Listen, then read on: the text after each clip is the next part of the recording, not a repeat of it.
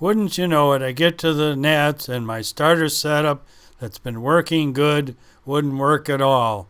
It appeared that the switch had gone bad in the foot pedal. Well, this wasn't a big surprise as I've had that trouble before. So I found a much heavier switch and made a platform to mount it to out of scrap plywood. This switch is rated at 50 amps and it's a momentary switch, and I found it on Amazon for $7. This is like the switch I had been previously using, although mine was only rated for 10 amps.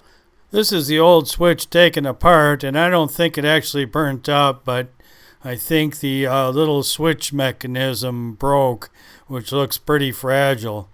And here's the label on the back of my switch, and it was only rated for 10 amps.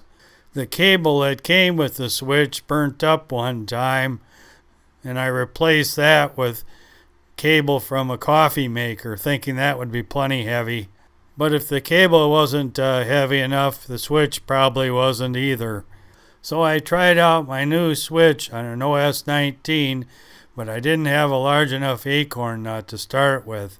So I replaced that with the acorn nut that was on my OS Max 15.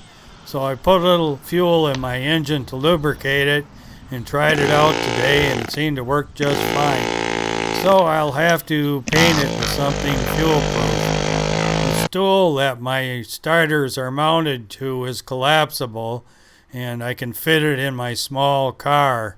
No doubt getting the starter up higher would be nice.